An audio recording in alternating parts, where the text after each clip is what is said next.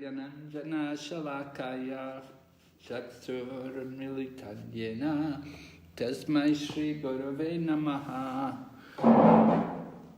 Nama Om Vishnu Padaya Krishna Prishtaya Bhutale Srimate Bhakti Vedanta Swami Niti Namane Namaste Sarasati Devi Gauravani Pracharine Nirvisesha Shunyavadi Paschatya Deshatarine Vanchakaupatarubhyascha Kripa Sindhu Bhayevacha Patitanam Pavan Ebhyo Vaishnavibhyo Namo Namaha Jai Shri Krishna Chaitanya Prabhu Nityananda Shri Advaita Gadadhar Shri Vasadi Gaur Bhaktavinda Hare Krishna, Krishna Krishna, Hare Hare, Hare Rama, Rama Rama, Hare Hare.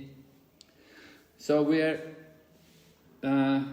studying Srimad Bhagavatam Canto 1, and today we're on chapter number 13. Dritarastra quits home, and this is for at the level of Bhakti Vaibhava, right? So, chapter 13, let me open the PowerPoint. Oh wait, I have to do this thing, right?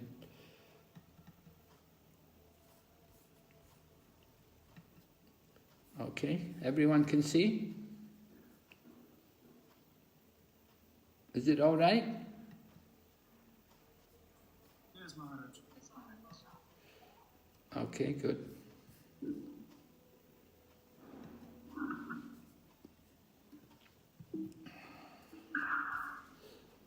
Jai, Srila Prabhupada ki Jai. Okay, Unit 4. Cantos 1, chapter 10 to 13. Today we're on the last chapter.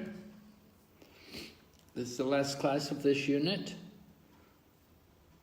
What we studied yesterday, what we heard about yesterday, Parikshit in the womb. We heard Parikshit Maharaj was in the womb.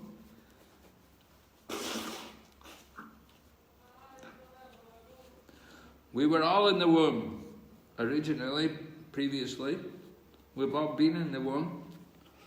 So Parikshit was in the womb and he was protected by the Lord.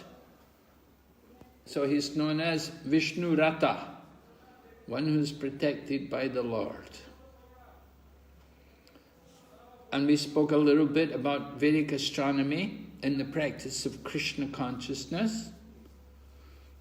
But Vedic astronomy is a great science. It should be used properly. It's material science. It's not a spiritual science, but it's material science.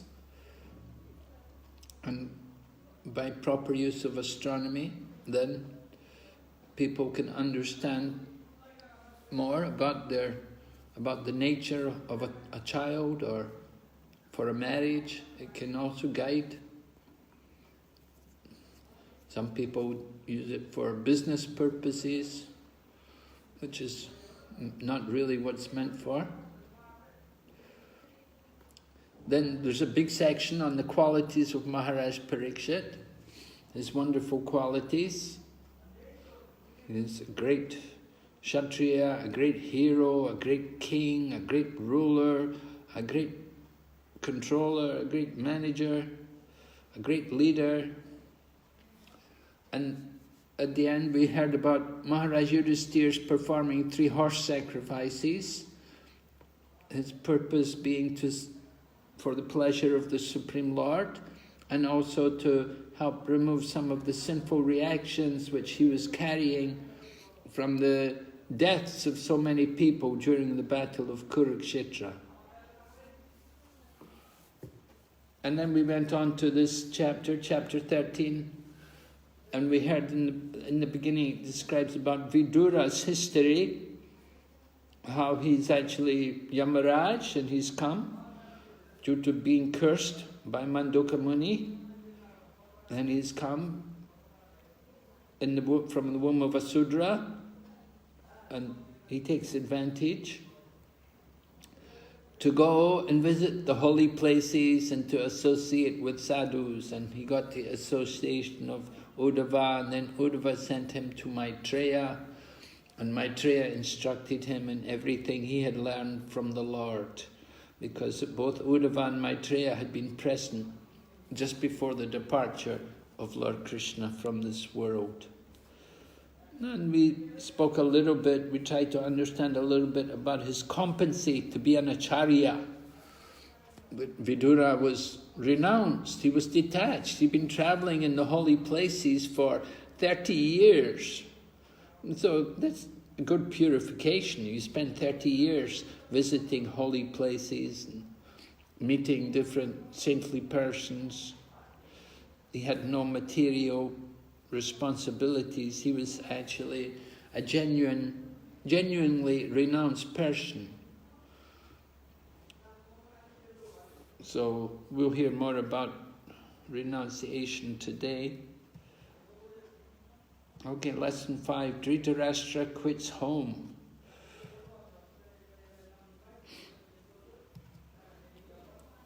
So the first section, Vidura's return to Hastinapur.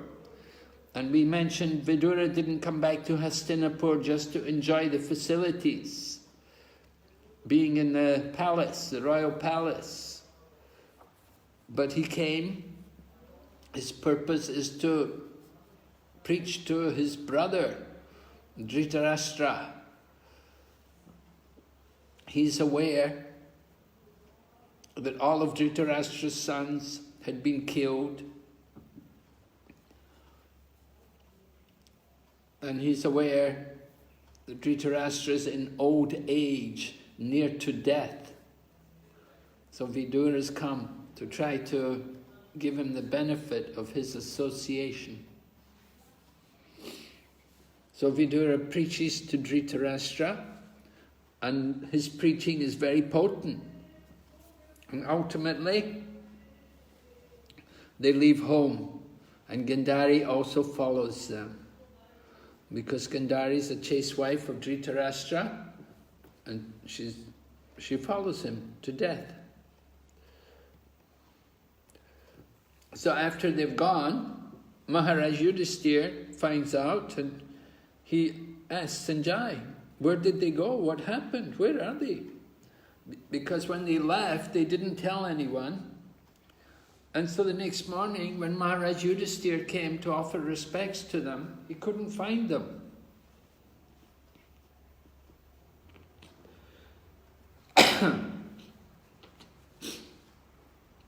So Maharaja Yudhisthira asks Sanjay, because sorry, I have a little bit of a cold.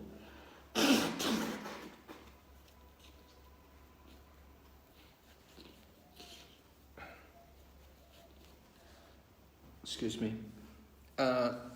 Sanjay had been with Dritarastra. He was the secretary of Dritarastra. He spent years with Dritarastra. He was his guide. He was everything for Dritarastra. And they couldn't imagine Dritarastra would go off without Sanjay.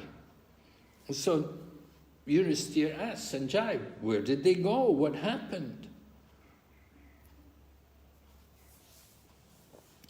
But Sanjay, he didn't know. We will hear how Sanjay replies as we go on. Let's go back, go through the chapter a little bit. So Vidura has come back, and he's going to preach to Dritarastra. So Vidura's approach, and we quote here from the purport, text 13, according to Niti Shastra, one should not speak an unpalatable truth to cause distress to others. This is also stated, of course, in the Bhagavad Gita, right? If you study the Bhagavad Gita, austerity is described, austerity of speech. Austerity of speech is described that one should speak words which are pleasing and truthful. And Prabhupada also quoted the statement, Satyam bruyat, priyam bruyat. That when we speak the truth, we should make it palatable to people. So here it's mentioned from the Niti Shastra, which is civil law, one should not speak an unpalatable truth, just simply to cause distress to others. We should speak words which are pleasing to people. But then Prabhupada also explained, he said, for preaching, that is not required. When we preach, we're not expected to do that. But we have to understand, what right have we got to preach? We want to preach to people who are actually, who accept us as their teacher. If we try to preach to people who are not our students, then simply they will become offended. Just like Prabhupada warned us, he said, be careful about criticizing other so-called spiritual people, other so-called teachers.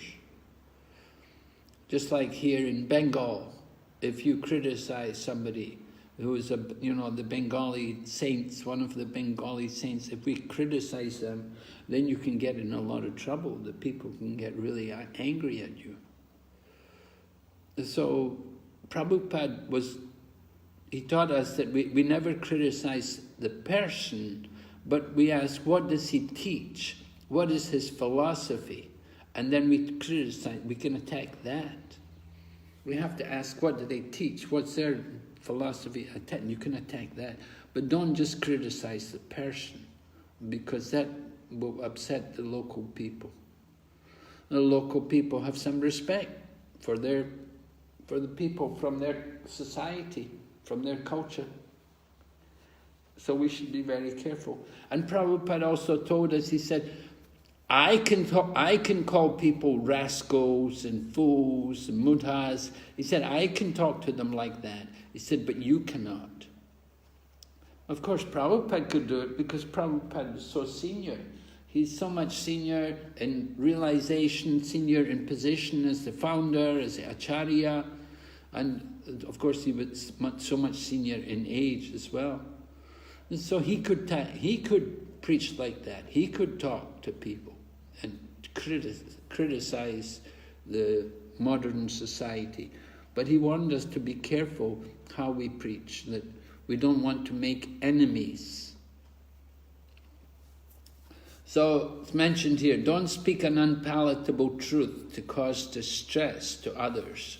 Distress comes upon us in its own way by the laws of nature, so one should not aggravate it by propaganda. For a compassionate soul like Vidura, especially in his dealings with the beloved Pandavas, it was almost impossible to disclose an unpalatable piece of news, like the annihilation of the Yadu dynasty. Therefore, he purposely refrained from it. Right? So it's mentioned here. Vidura knew about the annihilation of the Yadu dynasty, but he didn't bring it up. He didn't want to mention it to the Pandavas, and he didn't want to bring it up in the palace. So we see in the first canto, we see what's happening. You're having the disappearance of these different great souls. We had the disappearance of Grandfather Bhishma, and now we're going to hear about Dritarastra also leaving home with his wife Gandhari. And then after that, we will hear about Lord Krishna also leaving the world.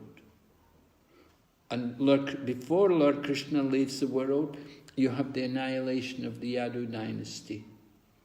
So Sridhar Swami, one of the most senior commentator on Srimad Bhagavatam, he explains that it's very important that in presenting the Srimad Bhagavatam, first of all, you have to have Maharaja Yudhisthira and Arjuna and also Vidura coming to Hastinapur. because they come to Hastinapur, they're arranging different things, like Vidura comes, he arranges for the disappearance of Dritarastra, and then Arjuna comes, he's come back from Dwarka, and he tells how the Yadu dynasty has all been annihilated, and even Lord Krishna has left the world. And when they hear that, then Maharaj Yudhisthira, the Pandavas, they know it's time for them also to leave the world. So they enthrone Maharaj Parikshit, and they go off to the Himalayas. And the scene is set for the cursing of Maharaj Parikshit, and then the appearance of Sukadeva Goswami.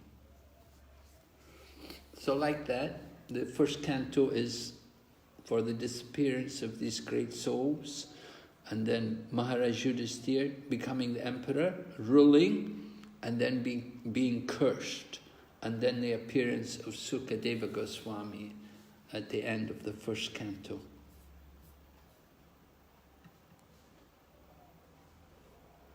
So Vidura is preaching to Dritarastra. It's not an easy job to convince Dritarastra to get out of the house, get out of the palace. Why? Dhritarashtra is thinking he's the king, although he was never the king, because he was born blind, he could never really be the king. He should have been the king because he was the eldest son, but because he was blind, he couldn't be the king. The king cannot be blind. You have to have a king who could. So Dhritarashtra was the eldest son, but he couldn't be the king. So Pandu became the king. But then Pandu had his problem and he had to retire. And so it came back to Dhritarashtra because all the children were very young. The Pandavas were very young children, and Dhritarashtra's sons were very young. So the throne came back to Dhritarashtra. So although he was blind, he was trying to rule. So Vidura is preaching to him, your body now is overtaken by invalidity. You were born blind, materially you're blind, and spiritually he was blind. So blindness, that was one thing. But then also invalidity, that was also coming over him very fast, very quickly. Then it's mentioned, your teeth are loose, your liver is defective, and you are coughing up mucus. God, it sounds like me, my goodness. The liver is defective, right? Bad digestion, the teeth are falling out. You see, this is old age, this is a sign. Krishna shows us how we're getting near to death every day. We have to be conscious. And then Vidura gets really heavy. You are living just like a household dog and are eating the remnants of food given by Bhima. Bhima. And Bhima is the one who killed all the sons of Dritarastra, particularly Duryodhana and Dushastan, the two favorite sons of Dritarastra. They were both killed by Bhima, as well as all the other sons. And there is Dritarastra living in the home, eating the remnants of food given by Bhima. Ooh, not very pleasant.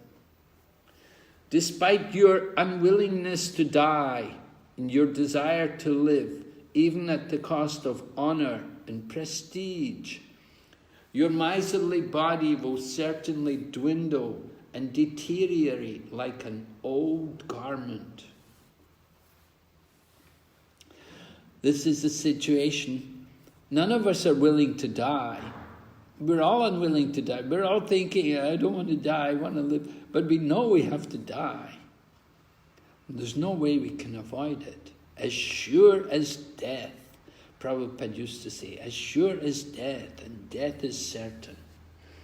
So your desire to live at the cost of honor and prestige, that he has no more honor, he has no more prestige. but still he desires to live. Your miserly body will dwindle. It's already dwindled.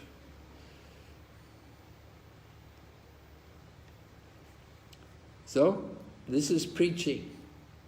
Prabhupada explains, a sadhu is to speak to the householders about the naked truth of life, so that they may come to their senses about the precarious life in material existence. Householders generally don't like to hear this kind of strong preaching, but it's justified in this particular case, because Dritarastra is at the end of life. And he's coming in the line of great kings. And they're meant to show the example. They were not ordinary people. They were not just common people, but they were all great kings.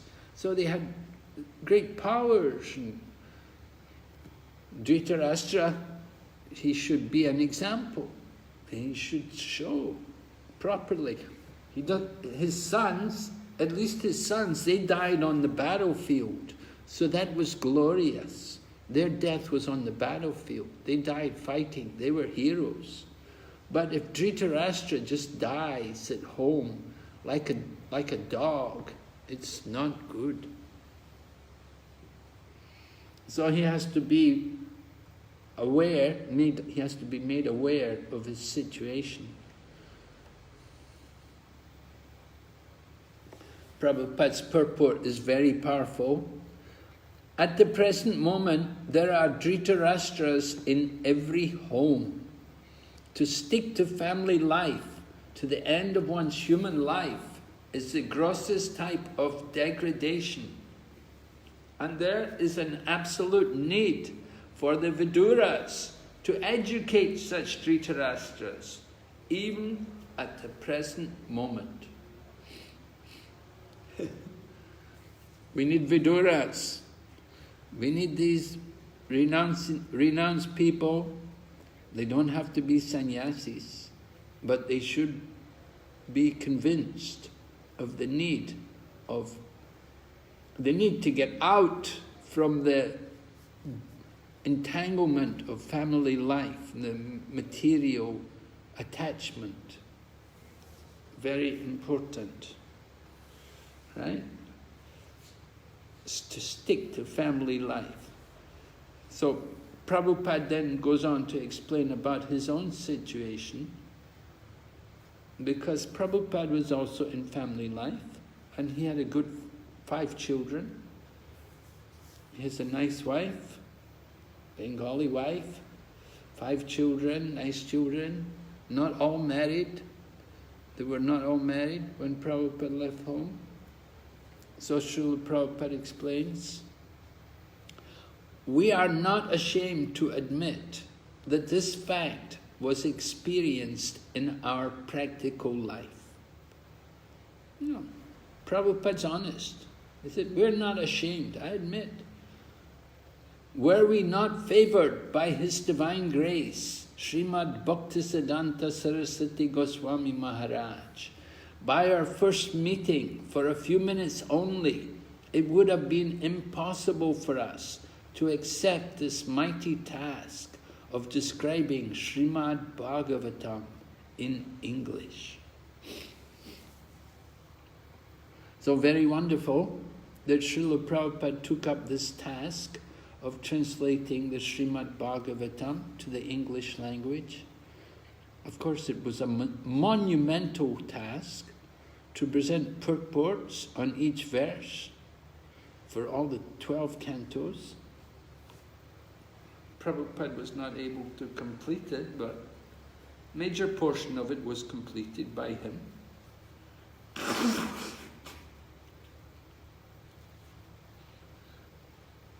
And nobody else had actually, we don't see, at least I don't know of other people who have given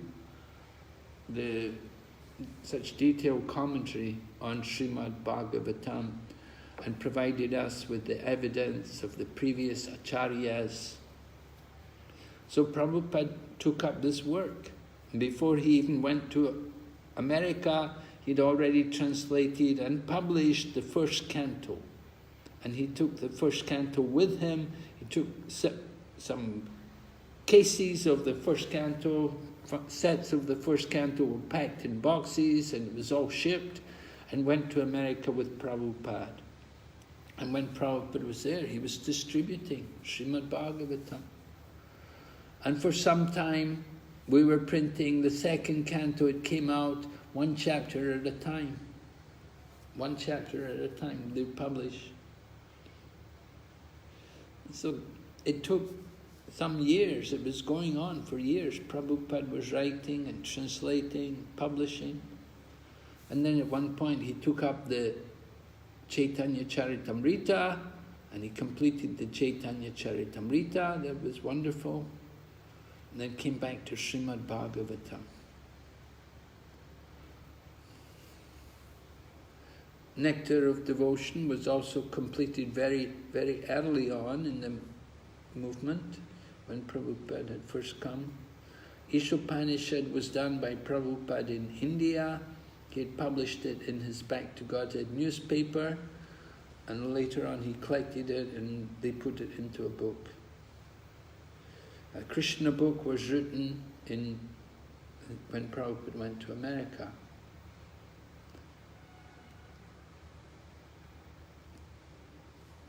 So Prabhupada explains the power of that moment's association with a powerful spiritual teacher. Without seeing him at that opportune moment, we could have become a very great business magnate, but never would we have been able to walk the path of liberation and be engaged in effectual service of the Lord under instruction of His divine grace. So Prabhupada's describing, he could have taken a job, he could have worked in business, he could have may have become a successful businessman, but he would never be able to do the work which he's doing, which he did in the service of the Lord. So this was the power of the association, because Bhaktisiddhanta Saraswati immediately challenged him that you are a nice young man, why don't you take up the mission of Chaitanya Mahaprabhu and spread the message of Lord Chaitanya Mahaprabhu everywhere? And of course Prabhupada was in his Gandhi clothes, he was wearing khadi, and he was saying, oh no, we have to get independence for India. And Bhaktisiddhanta Saraswati turned on him and said, Krishna consciousness is so important, it cannot wait for any political adjustment. And Bhaktisiddhanta overwhelmed him, defeated Prabhupada. Prabhupada understood he'd met a very great devotee. He was very happy, impressed, created a lasting impression. All right, so then Vidura preaches to Dritarastra, and Dritarastra is convinced that he should get out from the palace. So during the night, Vidura and Dritarastra, followed by Gandhari, they leave the home. So the next morning, Maharaja Yudhisthira comes and he's asking Sanjay, where are they? Where did they go? And at that time, Sanjay says, I have been cheated by these great souls. Sanjay could understand.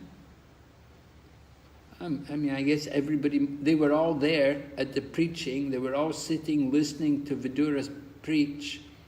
The whole palace, everyone in the palace would come and sit, and Vidura would be talking. But he'd be talking to everyone, not only Dritarastra, he's talking to everyone about the nature of time and the decaying effects and how Kali Yuga is coming. And he was also indicating, not directly saying, but he was indicating that soon the Lord is also going to leave. So privately, Dritarastra and Vidura talked, and Dritarastra was convinced that he would go with Vidura. They would get out of the palace. So that they didn't tell anybody. So the next morning, when Yudhisthira asked Sanjay, where did they go? At that time, Sanjay says that I have been cheated by these great souls. He understood that they've left the home, they've gone to seek perfection in their spiritual life. They're preparing for the next life. So they're great souls. So Prabhupada in his purport, he says, that great souls cheat others may be astonishing to know. But it is a fact that great souls cheat others for a great cause. Right? So what are some examples of great souls cheating? Hands up, who knows? Give one example. Great soul who cheated. There are many. Okay, give you a few minutes, write some down. See how many you can write down.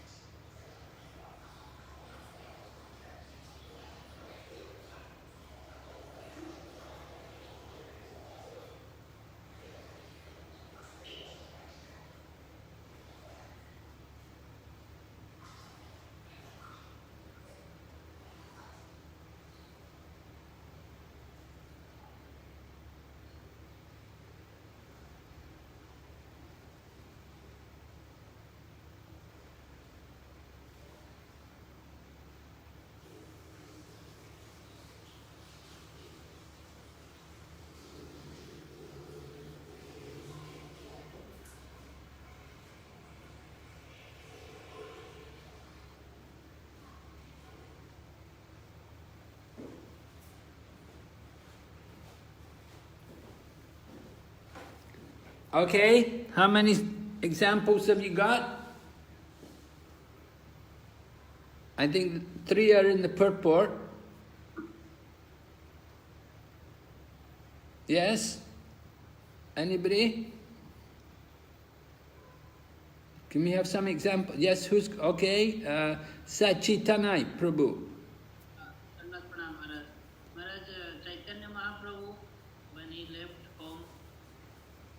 Did he cheat? He didn't cheat, but he left home. Okay, we're talking about cheating. Of course, he left home, but I wanted examples about cheating. They actually cheated. Chaitanya Mahaprabhu, he told some people, he told some people he was leaving. His mother also knew he was leaving. He talked to them about it. Yeah, let's hear somebody else. Sanatana Goswami. Okay, Sanatana. What did Sanatana do? What happened? Sanatana Goswami left his kingdom and really paying money to jailer. Yes, he was in the jail, right? Yeah, he was in prison. The Nawab didn't want him to go, put him in the prison. So how did he get out?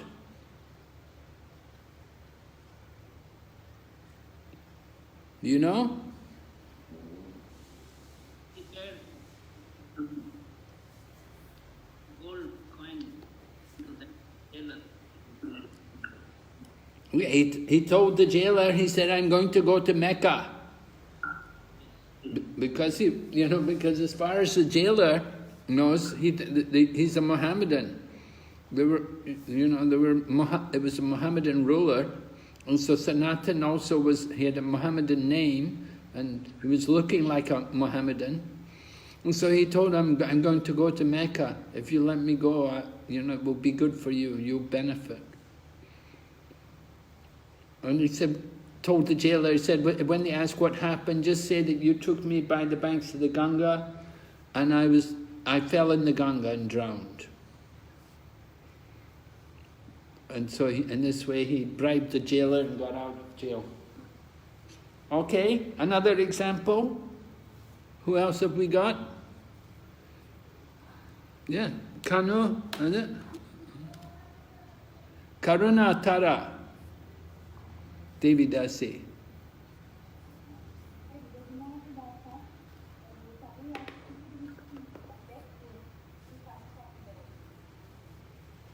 Oh, I can't hear you, Maharaji.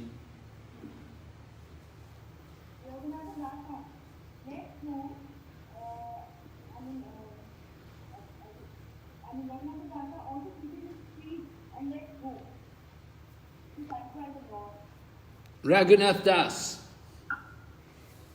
Right, Raghunath Das. Where did he go when he left home?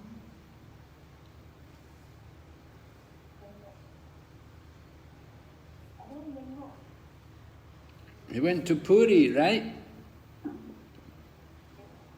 He went to be with Lord Chaitanya in Jagannath Puri. So his parents were always trying to catch him, bring him back.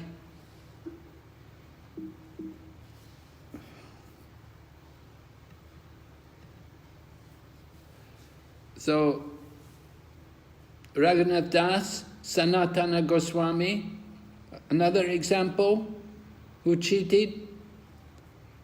In the purport there are 3 examples, there's one more not given yet.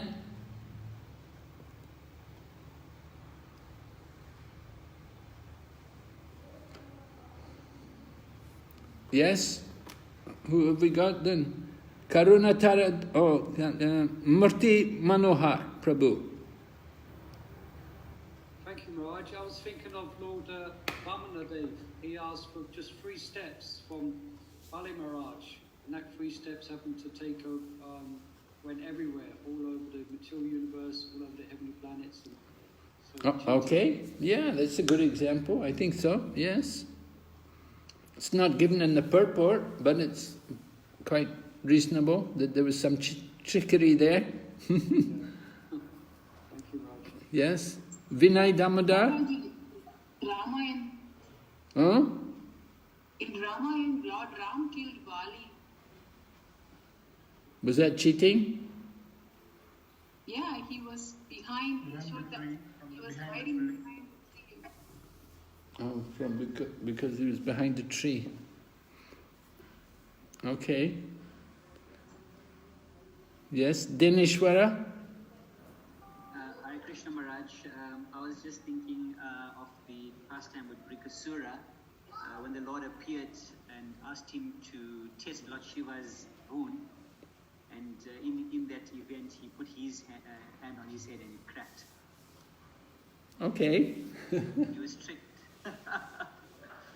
All right, yeah. Vrikasura. Lord Krishna comes disguised as a Brahmana. Many examples, yeah? This is Manjari. What's this?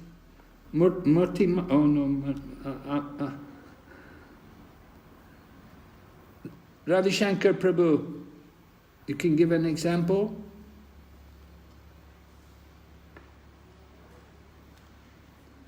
Rashekar Prabhu. Krishna Maharaj, I got 4 examples. Vedas, Thakur, Rup Goswami, Lord Krishna, Tukaran, Shukdev Goswami, and Jagbarat. Sukadev Goswami? He was, before coming to the Rishit Maharaj, he used to wander and he used to disguise himself as if he's a bad man. He did not open his real identity.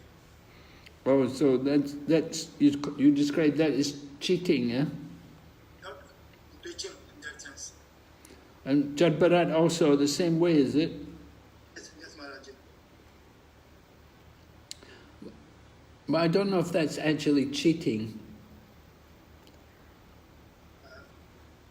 Three more examples are there, Maharaj. Lord Krishna and Karna. Okay, Lord Krishna, that's the one, right? That's in the purport, right? And Rupa Goswami he used to take leave for studying Srimad Bhagavatam. Who? Rupa Goswami. Rupa Goswami used to take leave from his job to study Srimad Bhagavatam. He said that he is not well. He's not well. And he's not going to job. Okay, so that was his cheating, eh? What about Lord Krishna's cheating? You didn't tell me about that. He has taken the earring and a shield from the turn. Huh? He has taken the shield, protective shield and earrings from the Karna. And he has instructed Dashavam to kill this Dronacharya, that Ashwatthama is being dead. Ashwatthama is being killed. Right, yes. That was the trickery. He wanted to tell that Ashwatthama is dead. And then Dronacharya would not fight. Yes, Maharaj. And then they could kill Dronacharya. Yes, Maharaj. So that was trickery, transcendental trickery for the pleasure of the Lord. Ramanujacharya also cheated. Ramanujacharya, he was a married man, but he had some problem, difficulties with his wife. And at one point, they just decided it was enough. And he told his wife that your father wrote a letter, you have to go home immediately, he wants you there. So she rushed home to her father, and then Ramanuja went away and took sannyas. So he cheated his wife for a great cause. So the great souls cheat, they do it for a great cause, yes? Ramanujacharya took the mantra from his guru and he said he won't tell anyone, but he told the whole village. Yeah. Yeah. I don't know if that's actually cheating. Anyway, he did it. Certainly, he disobeyed the order of his guru. But the guru then appreciated when he heard. The guru appreciated that he had the right intention. He wanted to liberate everyone. So his guru was appreciative of that. And so, transcendental trickery. And Prabhupada also talks about how he also did some trickery, right? What was Prabhupada's trickery? Janmastami Prabhu, do you know? Janmastami?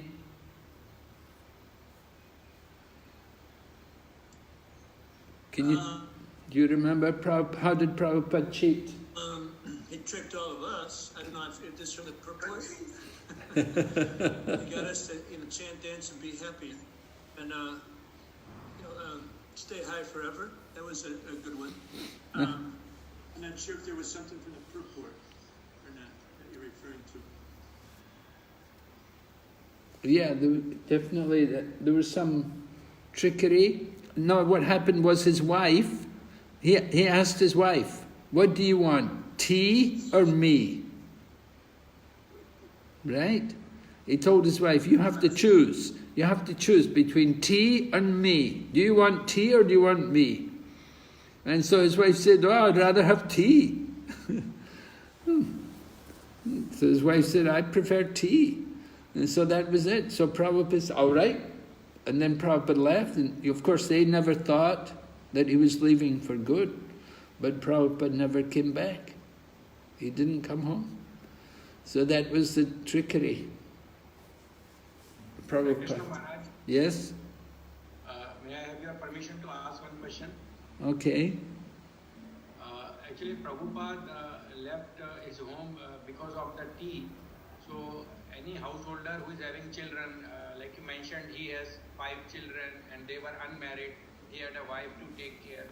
So how should we understand this pastime? Well, they were not all unmarried. They were not all unmarried. There was one daughter remaining, not yet married, when he left home. There was still one daughter remaining, but others were married.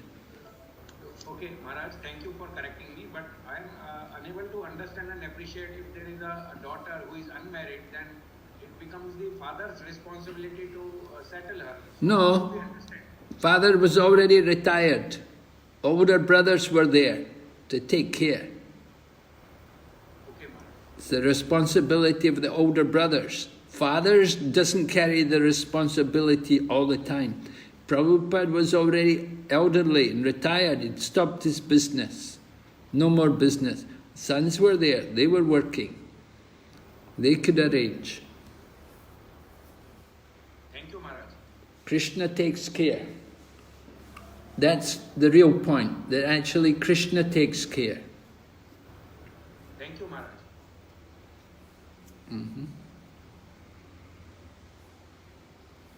So,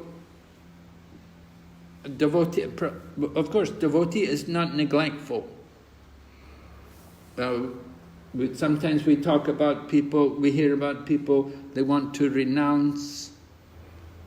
So, renunciation is to take on more responsibility. In Krishna consciousness, renunciation is not to give up responsibility, but is to become more responsible, to take on more responsibility. Just as Chaitanya Mahaprabhu, he had a young wife, 16 years old, and an elderly mother, a widow. But Chaitanya Mahaprabhu left home. So we may think, how could he be so irresponsible? But you have to understand, Chaitanya Mahaprabhu has to think of the higher purpose, the higher cause, to deliver the world, to give Krishna consciousness to the whole world. And the devotees are there. The devotees take care. Mother Sachi, Vishnu Priya, they were not neglected. They had their servant also, Ishan is there, taking care. So we have to understand the higher cause. As Prabhupada says here, great souls cheat for a great cause, for a greater cause. Not to just run away from responsibility. What I was in, I heard there was one man in Hong Kong, Indian man, and he came to Prabhupada and he told Prabhupada, he said, Swamiji, I want to take sannyas. So Prabhupada said to him, oh really? Why? And the man said, oh, I have a wife and 4 children at home, it's terrible. So of course Prabhupada never encouraged such a person to be so irresponsible. But when somebody like Gaur Govinda came, Gaur Govinda Maharaj, when he came and met Prabhupada, you know, he also was married and he had children. And he'd gone from home, he'd been out from home for some time, he'd been moving around, going different places. He came to Vrindavan and he met Prabhupada and he was impressed. He saw Prabhupada and he saw everything Prabhupada was teaching, and it was everything he wanted. And he spoke with Prabhupada, and Prabhupada understood this man is very qualified. Because Gaur Govinda had prepared throughout his life a lifetime of devotion. He was fully devoted. He knew everything. He didn't have to learn anything. But somebody doesn't know anything, and they just want to give up responsibility, and becomes that kind of person cannot become a sannyasi. So you have to consider everything, the time, the place, the circumstances, the qualification. Just like Vidura, we said Vidura, he spent 30 years traveling, visiting holy places, hearing from the greatest souls. So when he came back to preach to Dritarastra, it was very powerful. And Dritarastra is convinced that he cannot just die like a dog in the home of his enemy. He has to get out. So even though he's blind and in old age, he got out from the home. Right? He got out from the home, and Bhagavatam describes how they left and they went to the south side of the Himalayas. It's the place where the 7 branches of the Ganga, and it's described there how Dritarastra was taking bath 3 times a day, and he was just drinking water. No food, no solid food, just drinking water. And he was doing Astanga yoga, meditating. So that's described at the end of the chapter. Just a minute, we're hearing, they've just gone out from the home, so Narada Muni has come.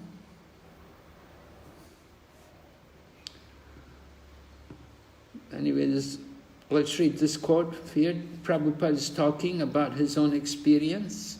He said, "We also had the same opportunity to cheat the family members and leave home to engage in the service of Srimad Bhagavatam. Such cheating was necessary for a great cause, and there is no loss for any party in such transcendental fraud." So Prabhupada calls it transcendental fraud. Now later on, after Prabhupada was out from the home, his son had already, when Prabhupada went to America on the ship, his son had come to see him off. Prabhupada didn't go home because he's a sannyasi. He doesn't go home after leaving home. He came back to Calcutta, but he didn't go home again to see the family. But his son did come to see him. And after Prabhupada came back from America, then his son came, and his son wanted Prabhupada to help him start a business. So Prabhupada engaged him in Krishna consciousness. He told him, he said, "You can distribute my books." He said, "You can take orders for my sets of Srimad Bhagavatam. You can go to the libraries and distribute my books." And for some time, his son was doing that. His son took up that service for some time. So Prabhupada was not neglectful, but at the same time he was tried to engage the family in Krishna consciousness. So the service which Prabhupada did was certainly greater than just simply being at home, being with the family, being with the children. The Vedic culture says from the age of 50 or over, you have to prepare for the next life, because death warning is there. Now we're old, you're old, in old age, any time death will come. We cannot say, "I'm not ready yet." Any time death can come. You have to be ready. And that's why people get out from the house. That's the Vedic culture. Varnashram, Vanaprastha, and then sannyasa, even for some people. But Vanaprastha is necessary. It's required. You don't have to leave the wife, but you have to be out from the home. So Narada Muni instructs Maharaja Yudhisthira and hints that the Lord's pastimes may come to an end. He hints. He doesn't want to talk about it because it's not the devotees of the Lord. They don't want to hear about the Lord's pastimes coming to an end. It's too painful for them. They just want to get out. They don't like to discuss it. So Vidura didn't bring it up. And Narada Muni's come. He also knows that the Lord's pastimes have come to an end. He's not going to talk about it.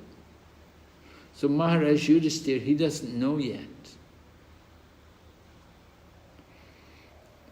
So Narada Muni has come and he's going to give instruction.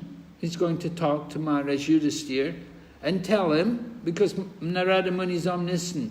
He knows what's happened. He knows where Dhritarastra's gone and he knows what's taking place. So he's instructing Maharaj Yudhisthira and Sanjay what's happening. Right? That Dritarastra has gone with Vidura and they've gone there in the Ganga and take bath 3 times and just drink water. Don't worry about food. Drink water, you can maintain the life. And he's doing yoga, meditation. That's Ashtanga yoga. And Narada Muni says, within 5 days, his body will be burned to ashes in the fire of mystic yoga. So Dritarastra will get free from material body. Now he won't get pure devotional service. Why didn't Vidura give him pure devotional service? Any of you know? Vidura knows about devotional service. Why didn't he make Dritarastra a pure devotee? Hare Krishna Maharaj. Yes? Because Dritarastra was inimical to the Pandavas, because he tried to kill them, but they are pure devotees of the Lord, and that's why he didn't achieve the mercy of the Lord to become pure devotee. Yes. But he's got the mercy of a devotee, right? He's got the mercy of Vidura. Because he listened to Vidura and he followed Vidura, he left home, he went out from the home. So that was the mercy of a devotee. He got that much mercy from the devotee to get him out from the palace, to go into the forest and to prepare for the next life, for a better life.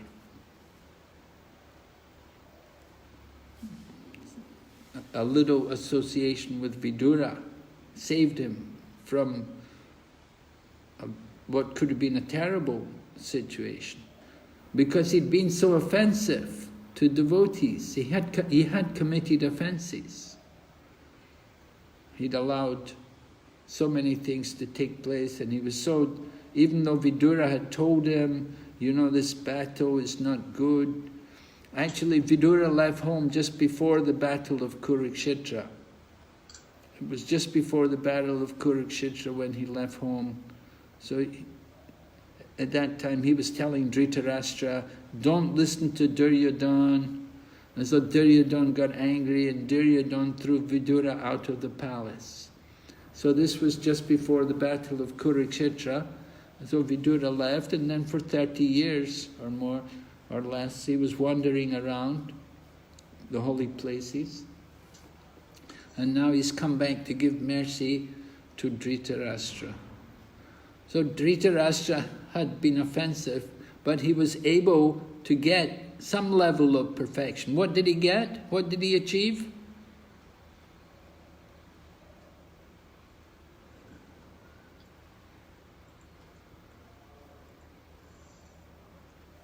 Janmastami Prabhu? Yeah, he became Dira, but not Narottama. Ah, yeah, there are different stages of renunciation, right? Prabhupada explains, we have Dira, and after Dira, before Narottama, there's one more stage? Sannyas. Right, sannyas. And then Narottama. Can you explain to us the difference, these stages? Well, Dira is a stage of detachment, material entanglement, but it's not, it's kind of, then you just go and stay away from the things that are attached, that when it becomes attached to materially, And then sannyas, there's a much more of a devotional aspect with sannyas that's involved, whereas it's more or less just stopping with Vidura. And then the Narottama, he's the perfect devotee, pure devotee. Right. Narottama is the perfect pure devotee, everything dedicated for the service of the Lord. So Dritarastra became Dhira, sober-minded. Dhirastatra namuyati, right? Bhagavad Gita says that one who is sober, not disturbed by the change of body. So Dritarastra was Dhira. He couldn't become Narottama. He wasn't ready for sannyas, couldn't become Narottama. But he achieved that level of renunciation, Dhira. And Srila Prabhupada explains that the level which he had reached, you have to take birth many times before he can become a devotee, before he's able to engage in devotional service. It will take many more births. And Prabhupada quotes the verse from Bhagavad Gita, Yesham twantagatam papam jananam punya karmana te danva mohanir mukta bhajanti mam vrida.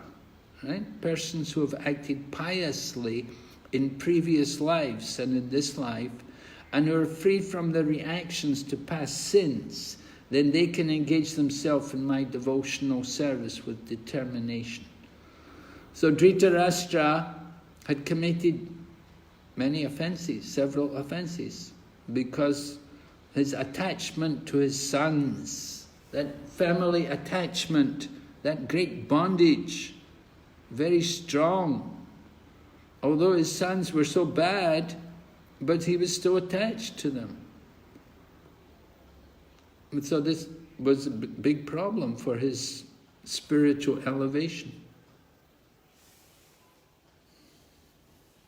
So he became Dhira, he got some impersonal liberation, something like that, kind of impersonal liberation.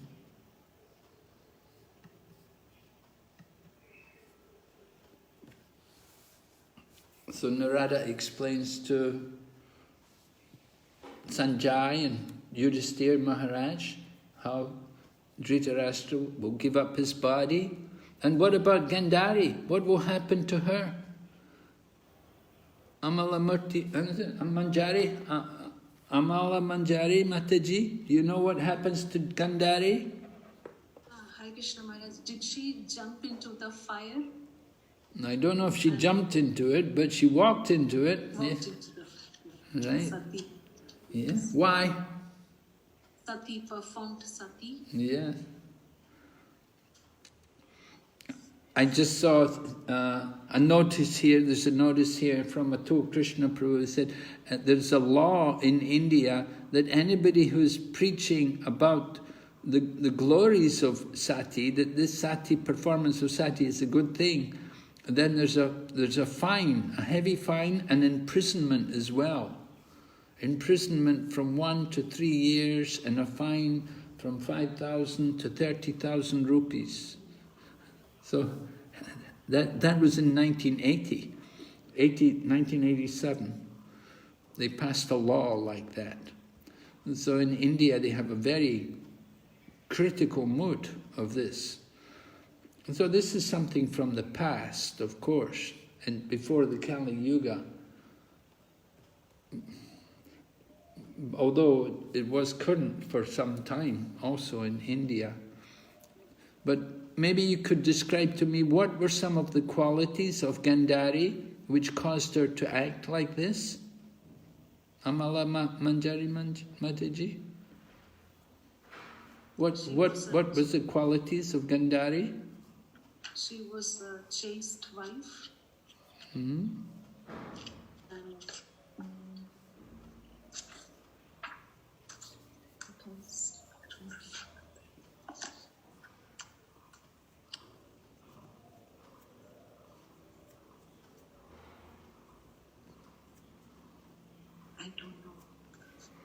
Somebody else knows some qualities of Gandhari that made her so powerful, so...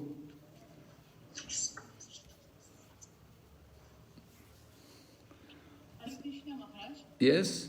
Madhumati here. I think Gandhari, when there was some inauspicious sign, when Duryodhana and everyone was born, she was being advised by Dhritarashtra and her been advised by sages to just disown them. But Dhritarashtra, but Gandhari also spoke about this to Dhritarashtra. According to Sri Dharma, she did her thing, but Dhritarashtra didn't listen to her. It's a different story. And also she closed her eyes, like when Dhritarashtra was blind, she also followed. She was all along chaste and she followed her husband. When he was blind, she also closed her Yes, eyes. that's generally how we appreciate Gandhari. Why did she cover her eyes? Because Dhritarashtra was blind and she didn't want to see. I met one couple. I used to do life membership, and I remember I went to one office and there was a man there and he was blind and he had his wife there and his wife was taking care of him. And so it seems like Gandhari could do better. Why did she need to cover her eyes? Why doesn't she just take care of her husband and be the eyes for her husband?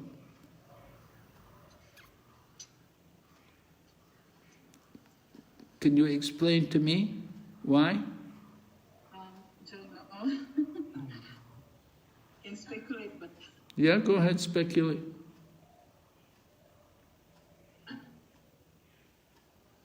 she doesn't want to be. She doesn't want to see the atrocities done by her husband and sons. She doesn't want to be what? The atrocities done by her husband and sons. She doesn't want to witness. Yeah. Or she didn't want to see other men. She didn't want to see other men. I don't think you've got the right reason. I mean, it's very nice that you say like that. She doesn't want to see other men. But she was already chaste. Why would she cover her eyes? If she said what I read, she said, if my husband cannot see, I don't want to see. I don't want something what my husband doesn't. Right, that's right. She doesn't want to be more than her husband. Right? She doesn't want to be more than what her husband is. So her husband's blind, so I should also be blind. And they have so many people there in the palace to take care of them. So many servants in there, so they were not worried. But she didn't want to be more than her husband. My husband, I should follow my husband. Wife, that's the position of the wife, to follow the husband, not to be greater than the husband, not to be above the husband. At least in the Vedic culture, like that. Nowadays, of course, different, the modern times, different mood is there. So Gandhari entered into the fire, and in this way she gave up her body, along with her husband. And of course, people who perform sati, they say like that, they say that they go together, right? The wife follows the husband. There was a case, when Prabhupada was in England, he met with, there was this very famous English man, a musician. You know, musicians are very famous. He was in the music group called the Beatles. So his name was John Lennon. He was very famous in Prabhupada's time. The Beatles were very famous all over the world. So John Lennon was one of the main members in the group. and very much respected in the world. People would ask him, what is your opinion like this and that. So he had a wife, a Japanese woman named Yoko Ono. So they both met Prabhupada, because Prabhupada had actually stayed, the devotees were staying at the home of John Lennon. He had this big house, a big estate, and so the devotees were given a part of it where they could stay, because we had no temple in London at that time. So the devotees were staying there, and Prabhupada had a room also. So John Lennon and his wife Yoko Ono, they came to meet Prabhupada, and they wanted to get a blessing from Prabhupada that they could be husband and wife in the next life also.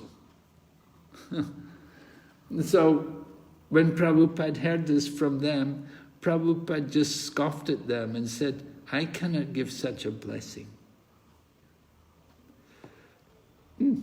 Of course, this was the thinking of materialistic people who are very strongly attached to sense gratification.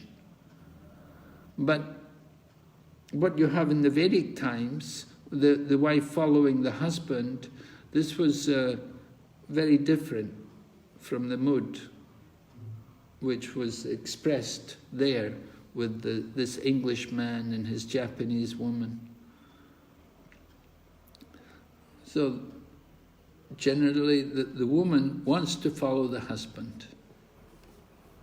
But nowadays, of course, in this Kali Yuga, they don't allow.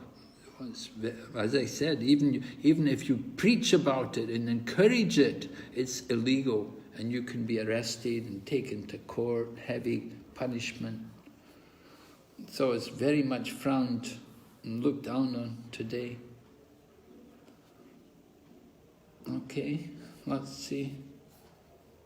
But Gandhari, anyway, she did this, and of course we know also when Pandu died, his wife Madri, she also left the body with Pandu, and Madri already had 2 children, and Kunti was left to take care of them. So Kunti had to bring up all the children on her own. Okay, so this is quite a big chapter. A lot of interesting points in it, very instructive. Now, I wanted to ask you about when Maharaj Yudhisthira discovered that they'd left home, Gandhari and Dritarastra had gone, what was Yudhisthira's mood? Well, how did he take that news? Did he think that, oh, let them go, they're our enemies, we don't want them anyway, or they're old, we don't want to have to be bothered with these old people. And what was his thinking, Amala Manjari, do you know? First feeling was guilty. He thought that he didn't take care of his uncle and aunt properly, so they felt bad and left. Yes, right. So that's a very good quality, isn't it? Why is that a good quality?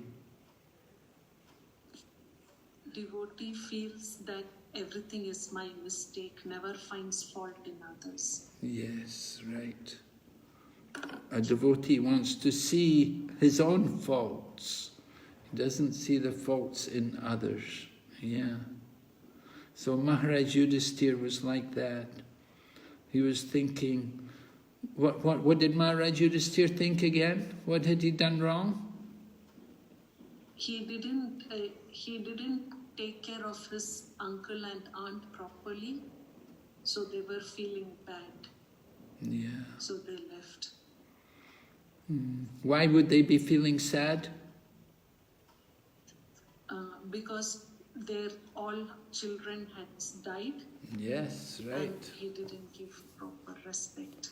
Yes, they'd lost 100 sons, all killed in the battle of Kurukshetra.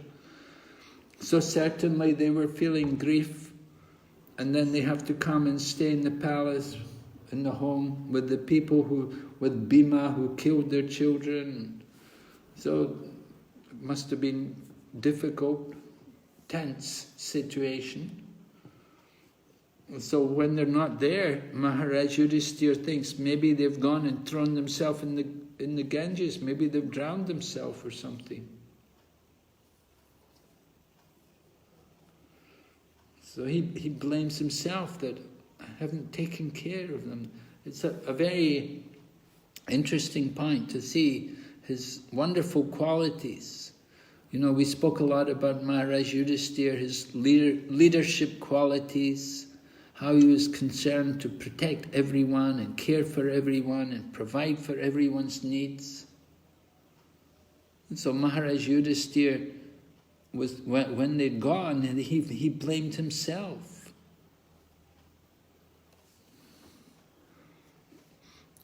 There's a pastime, they say that they wanted to find, they said, go on, they asked Maharaj Yudhisthira, go outside and see if there's any bad people out there.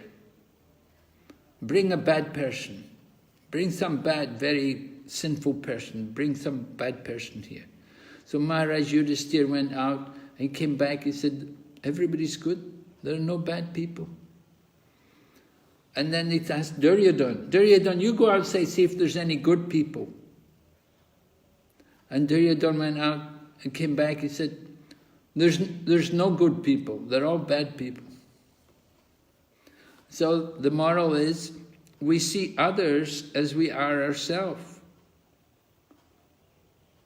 Maharaj Yudhisthira was so good, he thought he was so good, because he was so good, he thought also Dritarastra and Gandhari, everyone there also very good.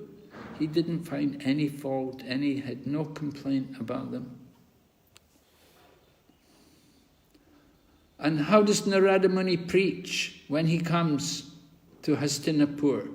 How does he present? He just suddenly appears there in Hastinapur. What is he? He doesn't immediately talk about Vidura and Dritarastra. What does he speak about? Narada Muni, what's his preaching? We heard about Vidura's preaching. He was preaching to Dritarastra, and he was preaching very strongly. How about Narada Muni? When Narada Muni comes, what's he preaching about? About Krishna, that Krishna is taking care of everyone. Yes, right. What's the moral? Why does he say this? It is not Yudhishthira Maharaj who is taking care of them, it is Krishna who is taking care of everyone. Yes. And wherever they are, Krishna will protect them. Right, yeah. So, Dritarastra was in illusion, and Maharaj Yudhisthira was also in illusion, right? What was their illusion? Yeah, Hamala Manjari Maharaji? What illusion was Dritarastra in?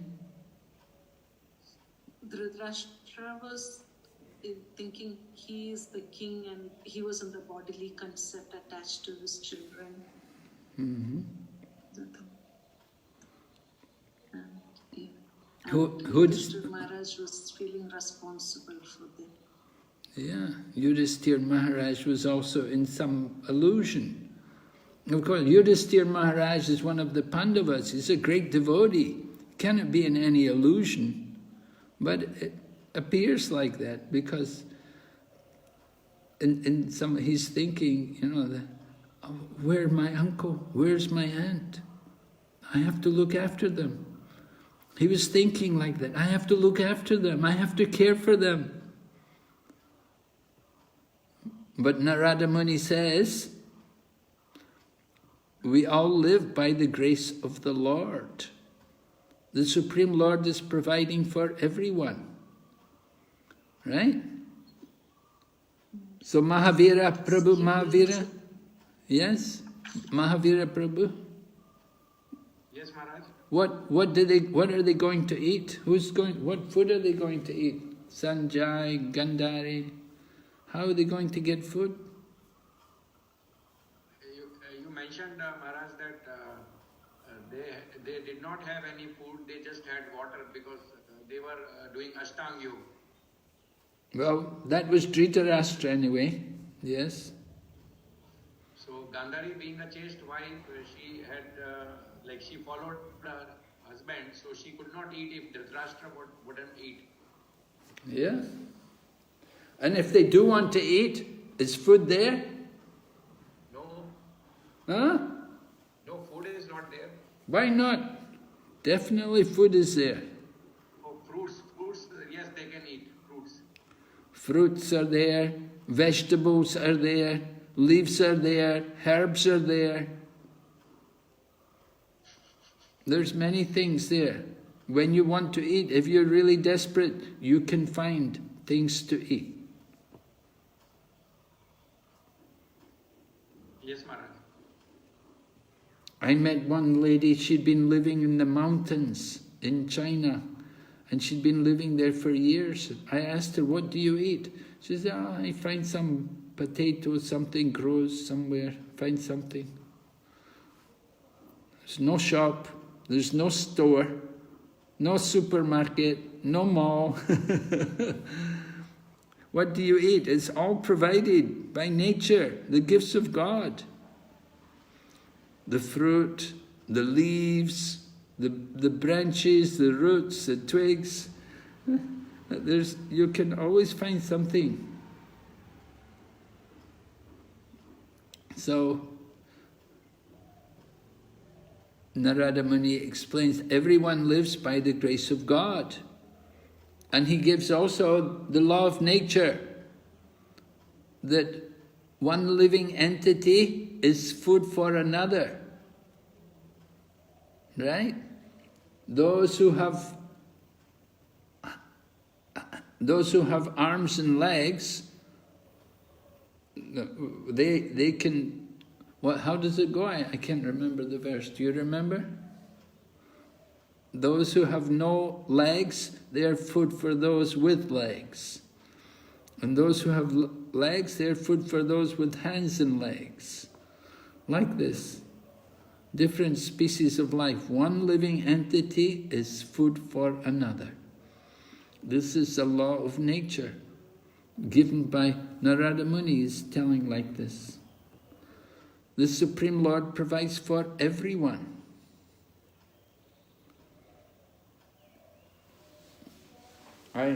There was a book, it's called Death in Benares, and it tells about one Hindu family. They came to Benares, the father was preparing for death, and the family all came with him, and it tells how the father, in the beginning, he was not eating any solid food, no grains. And then after some time, then he stopped eating grains and he would just take water. And then when he stopped taking water, he did full fasting. Then he left the body. He came to Benares to give up the body. And so even today, these things go on like that. We had one devotee who I used to work with.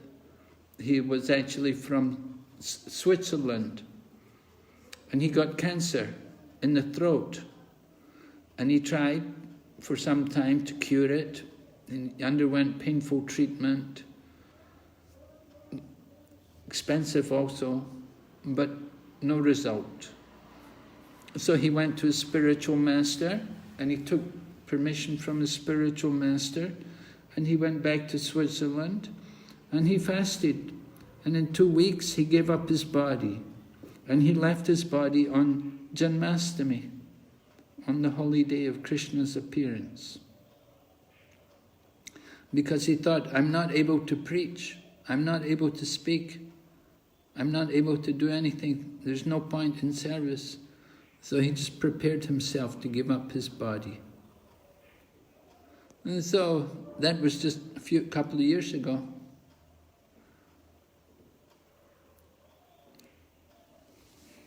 So we see Dritarastra.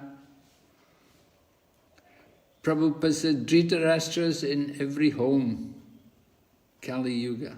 We need Viduras to go and preach, to shake them, to awaken them, to get them to go out from the home. All right, let's see, here's a quote here. Narada Muni indicated that his body by itself would burn to ashes. The perfection of the yoga system is attained by such mystic power. The yogi is able to quit his body by his own choice of time and can attain any planet he desires by turning the present body into ashes by self-made fire. Who else gave up their body? Mystic fire? Who else did that? They sat in meditation and fire came out from the body burned to ashes? Sati, right, yes. Sati. Why did she do that? Because Daksha insulted her husband. Right, she didn't want to have that father. She didn't want connection with that Daksha as a father. So she decided to give up her body. So the yogi can choose the time, and he can also, by his desire, determine which place he wants to go, which planet he wants to go, where is he going to go.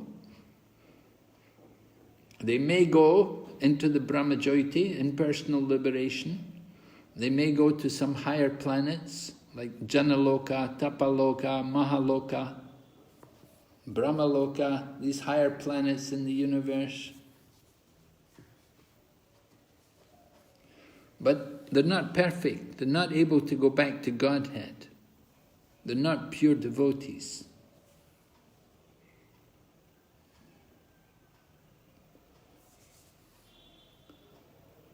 While outside observing her husband, who will burn in the fire of mystic power, along with his thatched cottage, his chaste wife will enter the fire with rapt attention. So, very wonderful example given in the scriptures of the faithful wife following her husband, giving up her body to go with her husband.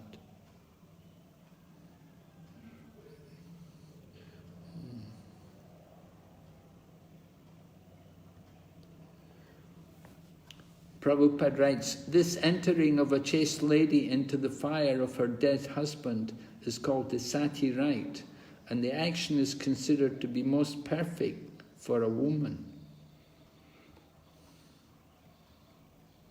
Narada Muni's prophecy prohibited Yudhisthira Maharaj from going to the place where his uncle was staying, because even after quitting the body by his own mystic power, Dritarastra would not be in need of any funeral ceremony. You know, Maharaj Yudhisthira may be thinking, I'll go and do the last rites, but Narada Muni said, there'll be no need, because his body's already burned to ashes. It's already become ashes. You can't do anything to help him. So this prophecy of Narada Muni to Maharaj Yudhisthira forbade him to go to his widowed aunt. Both of them would give up their bodies. What about Vidura? What's he going to do? Is he also going to go in the fire? No. What's he going to do? Manaji, Amala Manjari? He goes on pilgrimage. Yeah. What to do? Go back on pilgrimage, go out on pilgrimage. You know, just like if there's a death in the family, you lose somebody very dear to you, what can you do? You can just go out on pilgrimage, go out and, you know, get over it, that he's departed. We have to prepare for our departure. One day we also have to follow. We have to leave the world. We have to be prepared. We have to go and visit the holy places, see the holy places, hear about the Lord and the pastimes there. This is purification, going to the holy Dham. Okay, so wait, are there any questions on this chapter before we go on? Hare Krishna Maharaj, if you, with your kind permission, may I ask? Yes, please, Prabhu. Maharaj, actually just like Abhimanyu was brutally killed, though his spiritual master was Lord Krishna and his mother was Mother Subhadra. So I didn't quite understand why Abhimanyu, such a great person and such a brave person, courageous person, was killed so brutally in the battlefield. Well, one reason was it's a glorious death to die on the battlefield. Now, death is always going to be brutal, one way or another. Maharaj, I am told, I heard somewhere in some lecture that he was not even given water when he asked while he was dying. Yes, well, of course, that the Pandavas took revenge on that, but you have to understand the identity of Abhimanyu. He was actually the son of the sun god. So the son of the sun god, he went there to take part in the pastimes, but the agreement was that he should come back very soon. He should come back to his heavenly abode very soon. So that was why he died there in the battle. Huh? Thank you very much, Maharaj. I understood.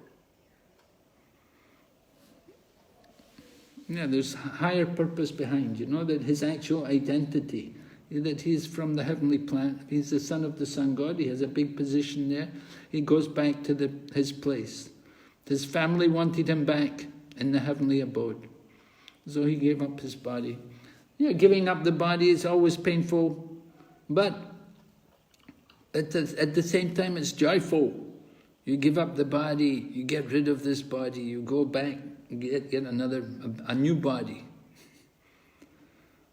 What is painful can be seen also as pleasure. Yes, Maharaj.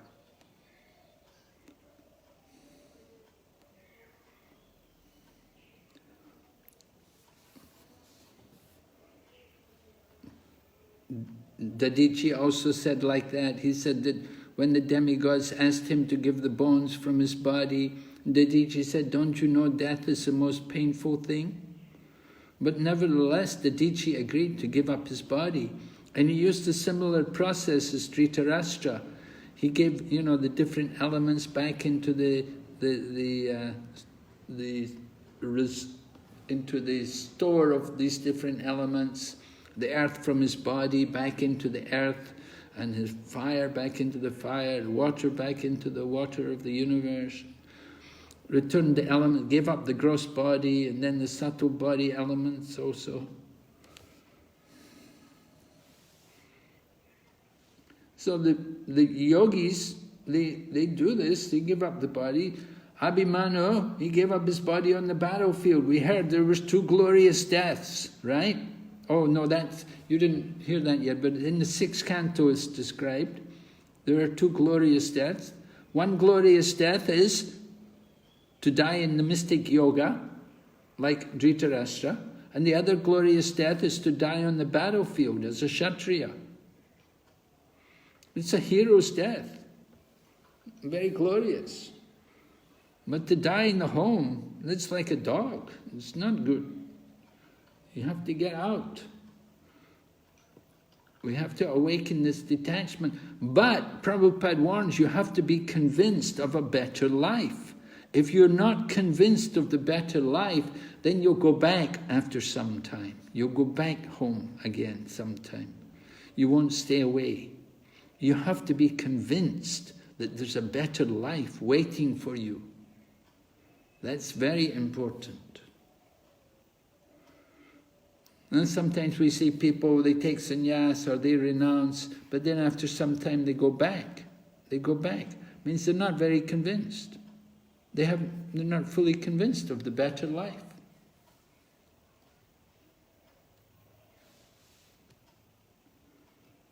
So one should be convinced.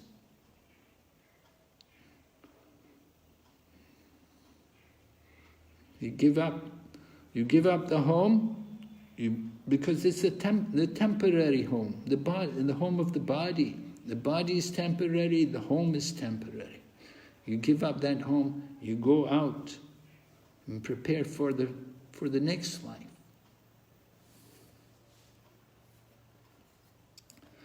So Dritarastra, he didn't have to go out for long. He was already old. It was the end of his life. But he was very fortunate because he had that connection with Vidura. And with the grace of Vidura, he could go out from the home and achieve perfection. Not fully perfection, but, to some degree, perfection. That he gave up his body gloriously, and went to a higher destination, and can go on from there.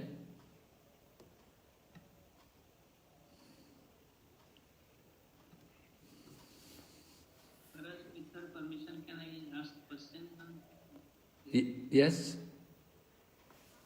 Whereas one doubt is there, when Vidura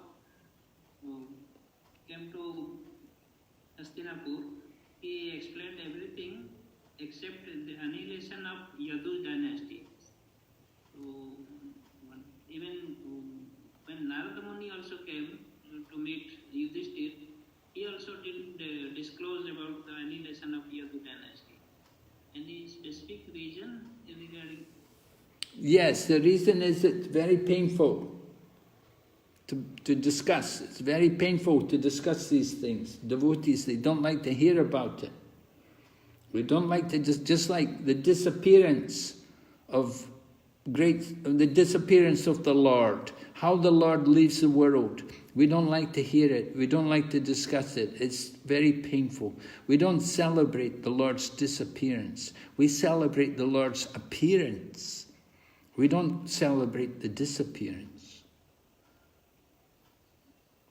Because these topics it's not pleasing to the devotee. What I was thinking in my mind, perhaps he would have known the fact, then all Pandavas could have gone to Dwarka so that he could meet Sri Krishna at the last time. That was in my mind. That's why. Well, you'll see that later on there's a chapter, Arjuna is going to come back from Dwarka. Arjuna did go to Dwarka, and he comes back from Dwarka, right? And he comes back from Dwarka with the news of the annihilation of the Yadu dynasty and the disappearance of Lord Krishna from the world. So that's Arjuna's job. He's got that service to do. When he goes there, he goes to Dwarka, he hasn't been back for a long time. Maharaja Yudhishthir's anxious, and he sees many ill omens. He sees many signs of inauspiciousness, and he's very worried. And then Arjuna comes. And then he tells Maharaja Yudhishthir the news, what has happened. So that's coming up in this first canto. Thank you, Mother. So disappearance is not something we want to dwell on. We don't talk about it. You don't see it mentioned in any of the Chaitanya Bhagavat or the Chaitanya Charitamrita. It's not something which the devotee wants to hear, really. It's too painful. It's too painful for us to hear. That's why it's not given. Now, one point which comes up is that Vidura instructed Dritarastra. Did he instruct Maharaj Yudhishthir? Because Vidura understood, Kali Yuga is coming, you have to go quick. He's telling Dritarastra, time is coming very fast, the Kali Yuga is going to come, it will be very inauspicious. You have to understand this time is coming you have to move, you have to decide quickly, you have to go now, you can't wait any longer, the time is moving on you, your body's already, look how it's already nearly dead, you've got to go quick. But why didn't he worry about Yudhisthira? His preaching was really to Dritarastra. What about Yudhisthira? He was also illusioned. He was thinking, I'm maintaining my uncle, my aunt, we have nice kingdom here, and the kingdom was flourishing. So why didn't Vidura enlighten also Yudhisthira? Murari Prabhu, what do you say? Yes, Maharaj. I wanted to ask actually the question before that. If I can ask, is it possible? Well, you can ask question, but let me finish this point first. Yeah. Vidura, he went to see Dritarastra, and which was residing in the Yudhishthira palace, with that purpose that he will deliver the Dritarastra. So this was his purpose for going to the kingdom of Maharaja Yudhishthira. He doesn't want to go there just to meet their old friends and everything. He was concerned mainly for this purpose. And I don't remember why he was not directly preaching also to Maharaja Yudhishthira. Okay. Janmastami Prabhu?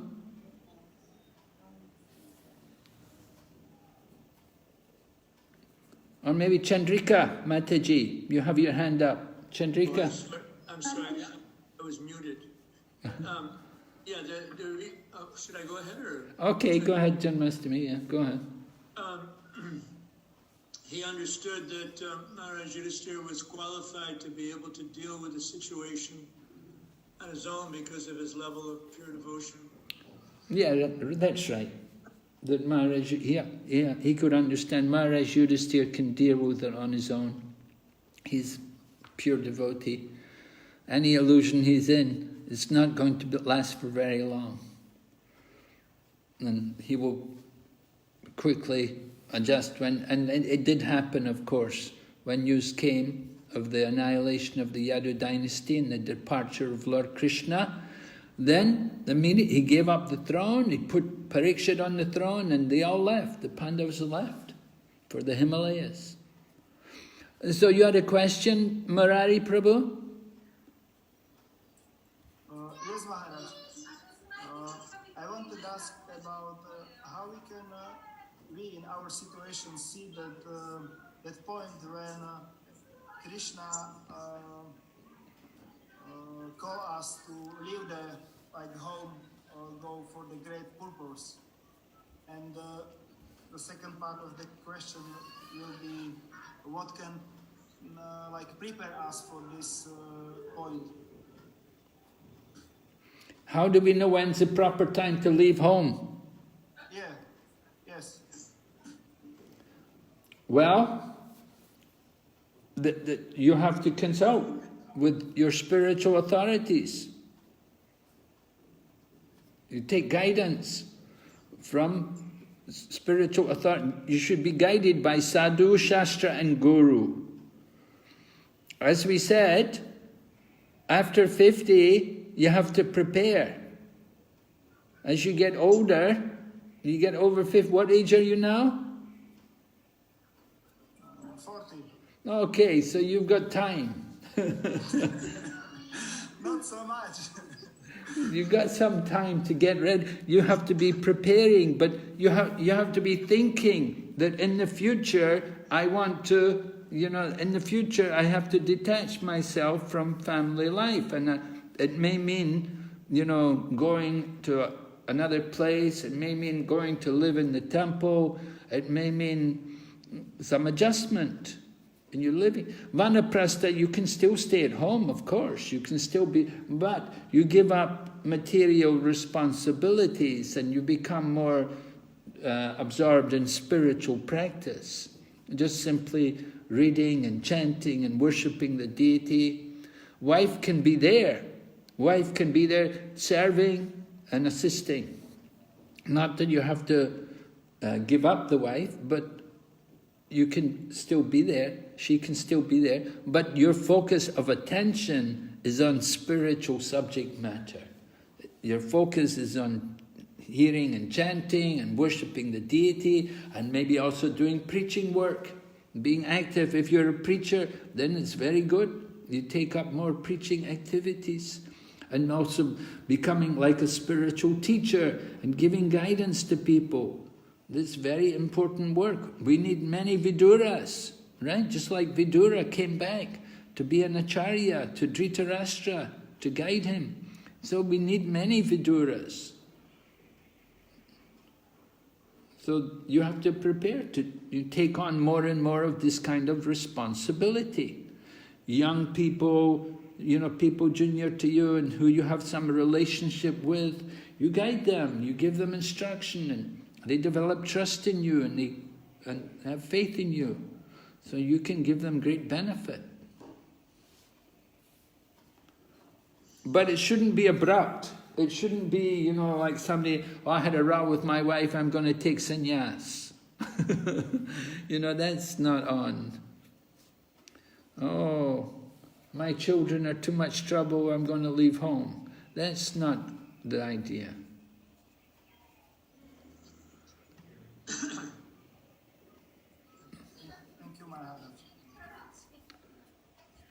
Okay, Sachitano, you have a question or a comment?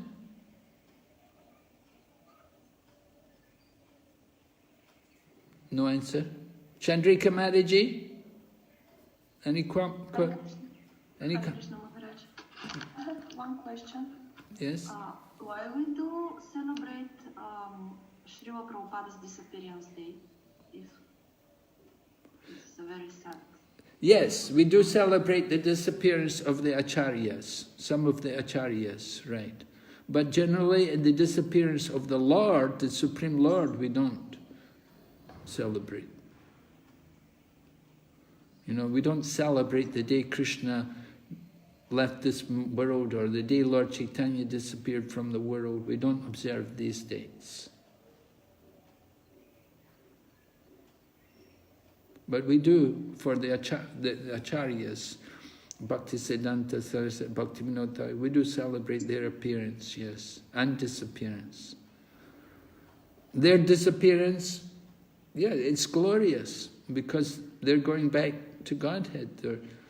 They're going back to their eternal Leela in the spiritual world. And it's good for us to focus on their life, their activities. But it's just the practice, it's the etiquette that we don't talk, we don't like to discuss about the Lord disappearing and leaving this world. Because it's very painful to the heart of the devotees. Certainly you're right, when Prabhupada left, and it's also painful to think about that. But we have to observe that. That's our duty. As his spiritual children, we have our duty to observe that.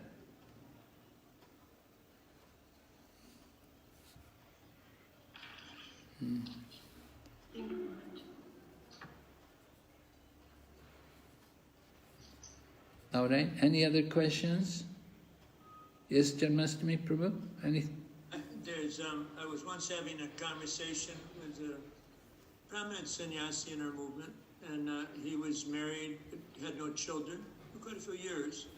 He made a point to me that he was amazed at how much extra time he had after he went separate from his wife. So even with, it seemed like, of course, everyone's situation is unique, but in his particular situation, he gained a lot more time for serving Krishna. although, you know, he was already quite renounced. So I thought I'd just throw that point in. But again, every situation is unique, every marriage, you know, and how to go about the vanaprastha sannyas. Yes. Well, this is the point. In vanaprastha life, you don't want to be spending a lot of time talking. The wife can be there just as an assistant, but there's not a lot of talking to be done. Some talking may be necessary. They can also go to visit holy places, you know, together. They can go to travel to holy places.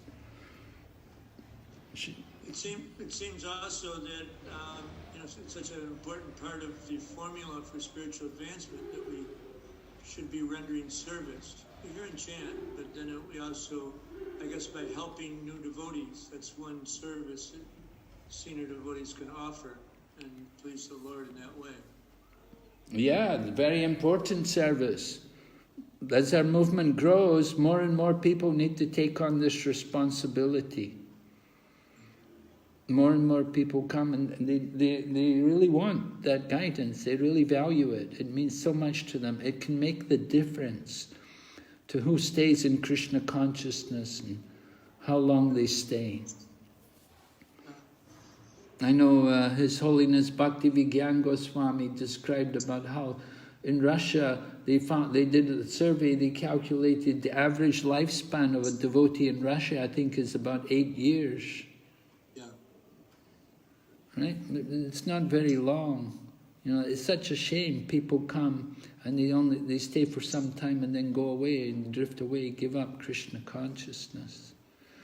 So if they have proper shelter and proper guidance, then this could be avoided. We could keep them in Krishna consciousness, because really, when we take initiation, it's meant for life. That I'm going to do this for the rest of my life. We give people beads, you know, these are your beads for life. I want you to chant on these beads every day, right? For life. 4 principles, this is for the rest of the life.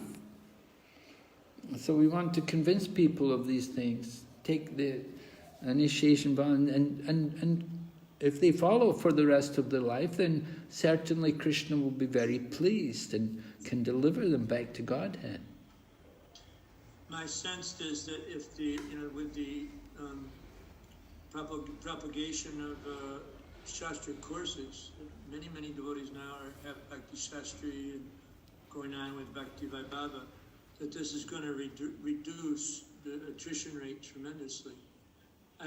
That's my sense. You know, first of all, we know from Bhakti Astronomy to Sindhu, this is when Prabhupada mentions this in chapter 22 Bhagavad Gita. I think it's 1.113, 22.113 if I'm not mistaken. I don't know, I have to check on that. But you know how our advancement is dependent upon our faith in the knowledge of Shastra. And the actual advancement means love and attachment for Krishna. So if we get that solid foundation, it makes a huge difference. That's my sense. You know, then there's much less prone to the attacks of Maya if one is seen through the eyes of Shastra. Yes, definitely. It's a big help. You know. I think if a survey were to be done, and part of the formula was, part of the one element in the survey was how many of you have taken the Bhakti Shastri course, I think we would see less fall downs amongst those that have done it. Yeah. Yeah, I also found just teaching, I was teaching the disciple course for some time, and I think also the disciple course is extremely valuable, and I encourage devotees to take that course, not just one time, but to take it a few times and really get to know the content. So the same with the disciple course, with the Bhakti Shastri course. If people take the Bhakti Shastri course, they take it one time. After that, they want to teach it. If they can take up teaching it to others, then it's a really a learning experience. When you start to teach it yourself, then you can really go deep into it. You start learning it much more. That's what I I've found out anyway that we do need more and more teachers. Maharaj, can I ask? Yes, Prabhu, please. I want to just ask one question, maybe which we have not so touched. That Vidura, he has a realization by which he was able to convince Dritarastra, and so we as preachers, we are sometimes wondering why we are not able to, convince or properly preach to the audience to which we are preaching, because maybe our realization is not so deep, so they doesn't touch the heart of the person, that just the intelligence, or so if you can speak something about this. Yes. Well, Srila Prabhupada explains that if we repeat what we have heard from him, then that will be potent. If we are repeating the words of our spiritual teachers, if you read something in Prabhupada's books and you repeat that, then that will have spiritual potency, because it's an authorized statement. It's coming in parampara. Now, we may not have fully realized it, just like, we may not have fully realized I'm not the body, but to some extent we know I'm not the body, we accept it. We may not have 100% fully realized that, but the knowledge is there. And if we repeat that and give that knowledge to others, it can have potency, it can have effect. In the parampara, it's like electricity, the connection is there, it's charged. And when we repeat the words of the pure devotees, the spiritual potency will be there. It can change the heart of the conditioned soul. Yes, Srila Prabhupada does mention we should preach according to our realization. So if your realization is simply that the words of my spiritual master are everything, and they contain the absolute truth, and then you just simply have to repeat the words of your spiritual teacher. Repeat what we heard. That is realization, that you're convinced that the words of your spiritual teachers are full of all spiritual truth and potency, and can change the life of the conditioned souls. So we're repeating that, we're giving these words, we're passing on these words to others. And it can change others' lives also. So we find like that. We ourselves may not have fully realized everything, but whatever we're repeating, we've heard it in the tradition, we've heard it through the parampara, and we're just passing it on. And it can have effect. If we believe in it, and we're convinced it's right, how much we've realized it is another thing, but we're convinced that this is the truth, and what we're saying is really important, then that is what matters. And that can change the life of the conditioned souls. All right? Thank you, Maharaj. Thank you very much. Okay, any other questions? Okay, no. Yes, Haripo. Yes? With your kind permission, may I say a few words, Maharaj? Okay. Maharaj, I am really very, very grateful to everyone, specifically your good self, because you told me many things which I learned from your teachings regarding how to react to problems of life, like when Arjuna and the unborn Parikshit, they were confronted with Brahmastra.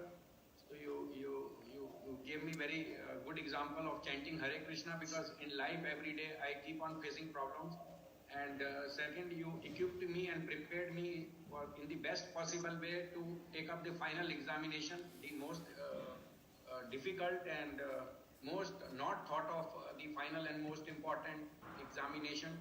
And then you also told today about the taking guidance from spiritual master regarding the how we can basically leave our bodies and when to leave our home. So this was just wonderful and quite extraordinary because these things we are not discussed at such a high level in the ordinary or the so-called teachings, but this is really highly extraordinary. And also with hands folded, I request you, like if possible, how I can contact you for discussing or maybe bringing up higher level spiritual matters, because I would not like to bother you, but definitely if I have a problem or a question or a query in my spiritual life, definitely I would love to seek your kind spiritual guidance. Oh, okay, yeah, you can get my email, Prabhu. Okay, so how to get the email ID? Well, you just write down, you have a pen? Yeah, I have a pen, Maharaj. Okay. Maharaj, I'll post it in the group. Okay, you can post in the group. Thank you, Maharaji. Yeah. Thank you. Anybody needs to want to write to me, you're welcome.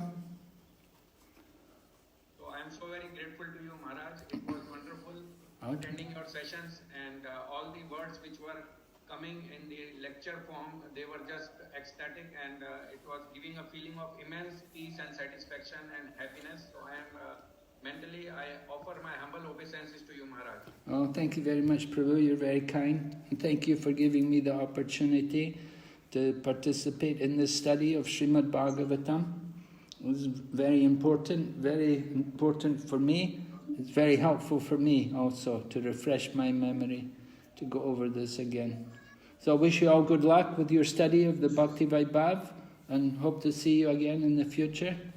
Okay, Srila Prabhupada. Thank you, Maharaj. We from Mayapur Institute, on behalf of Mayapur Institute and on behalf of the students, we thank you a lot from the core of our hearts for taking your time and giving your mercy and blessings by teaching the 4th unit and the 3rd unit. And thanks a lot, Maharaj. Okay, thank you also. Hare Krishna. And looking forward for your association also, Maharaj, in future. Okay, Hare Krishna. Srila Prabhupada ki. Jai. Jai Maharaj. Hare Krishna.